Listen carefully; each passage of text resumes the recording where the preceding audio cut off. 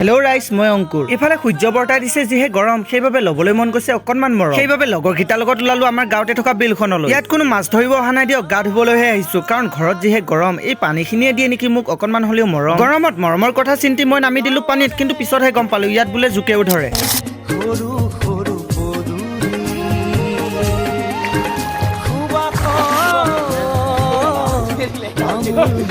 তাৰপিছত সন্ধিয়া অস্মিতা আৰু মই দুইটাই আমি আমাৰ মৰিগাঁও টাউনলৈ ওলালো। কাৰণ যিহে দিছে গৰম, নোৱাৰিছো আৰু থাকিব ঘৰত, গুচি যাওঁ বেলেগত। ৰাইজ, আমি কিন্তু LP স্কুলত পঢ়ি থাকোঁতে এনেকুৱা গৰম কেতিয়াও পোৱা নাছিলো দেই। এতিয়া যিহে গৰম আপুনি অনুমান কৰক, আৰু 7-8 বছৰৰ পিছত পৃথিৱীখন কি হ'বলৈ গৈ আছে। বহুত গৰম, একদম পানী হৈ আছে পুৰা। ৰাইজ, মই মানে ইয়াতে মোবাইল এটা ঠিক কৰিব আহিছো। যিহে দিছে গৰম, ঘামি জামি অৱস্থা বেয়া হৈ গৈছে। তাৰপিছত তাতে মোবাইলটো ঠিক কৰি লৈ আমি দুটাই আমাৰ মৰিগাঁৱতে থকা স্মাৰ্ট বজাৰলৈ আহিলো। ইয়াত কোনো বস্তু কিনিব অহা নাই ৰাইজ, মাত্ৰ ফ্ৰী AC হাৱা ল'ব আহিছো। কাৰণ বাহিৰত যিহে গৰম, এতিয়াহে ভাল লাগি গৈছে। 5 মিনিটৰ কাৰণে হ'লেও দেহাটোক অলপ শান্তি দিয়ে আমি দুইটাই তাৰ পৰা ওলাই ইয়াতে কিবা এটা খাই দুইটাই ঘৰলৈ আহিলো ৰাইজ।